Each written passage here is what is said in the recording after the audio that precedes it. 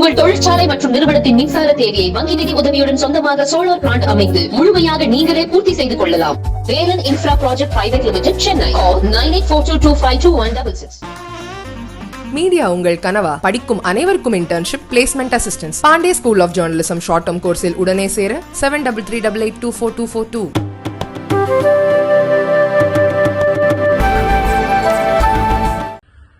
ಏನು 26ನೇ ತಾರೀಕು ಚುನಾವಣೆ ನಡೀತು.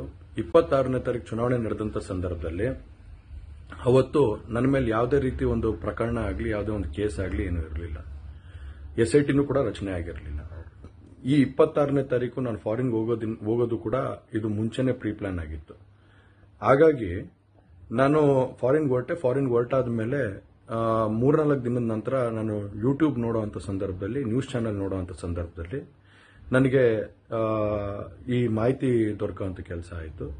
ಮಾಹಿತಿ ದೊರಕದ ಮೇಲೆ ನಂತರ SITನೂ ಕೂಡ ಏನು ಒಂದು ನೋಟಿಸ್ ಕೊಡುವಂತ ಕೆಲಸ ಮಾಡಿತು.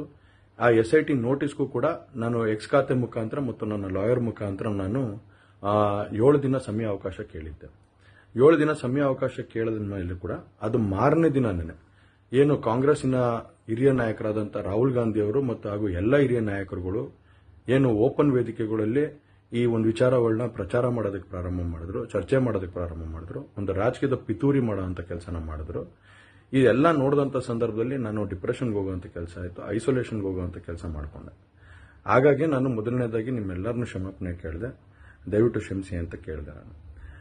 ಅದಾದ ನಂತರ ಹಾಸನಲ್ಲೂ ಕೂಡ ಕೆಲವು ಶಕ್ತಿಗಳು ಎಲ್ಲ ಒಟ್ಟಿಗೆ ಸೇರ್ಕೊಂಡು ಇವತ್ತು ನನ್ನ ಮೇಲೆ ರಾಜಕೀಯದ ಒಂದು ಪಿತೂರಿ ಮಾಡುವಂತ ಕೆಲಸ ಮಾಡುವಂಥದ್ದಿರ್ಬೋದು, ರಾಜಕೀಯವಾಗಿ ನಾನು ಏನು ಬೆಳೀತಾ ಇದ್ದೀನಿ, ನನ್ನ ಕುಗ್ಗಿಸ್ಬೇಕು ಅನ್ನೋ ಒಂದು ರೀತಿಯಲ್ಲಿ ಇವತ್ತು ಏನೇನೋ ಒಂದು ಪ್ರಕರಣಗಳಲ್ಲಿ ಅವರು ಎಲ್ಲರೂ ಕೂಡ ಒಂದು ಭಾಗಿಯಾಗುವಂತ ಕೆಲಸಗಳನ್ನ ಮಾಡಿಕೊಂಡ್ರು. ಹಾಗಾಗಿ ಇವನ್ನೆಲ್ಲ ನೋಡಿದಂತ ಸಂದರ್ಭದಲ್ಲಿ ಇದ್ದಿದ್ದು ಇನ್ನ ಒಂದು ಆಘಾತ ಆಗುವಂತ ಕೆಲಸ ಆಗಿ ನಾನೇ ಒಂಚೂರು ದೂರ ಇದ್ದೆ. ಹಾಗಾಗಿ ಯಾರು ಕೂಡ ಇದ್ರ ಬಗ್ಗೆ ತಪ್ಪು ತಿಳಿಯೋದು ಬೇಡ.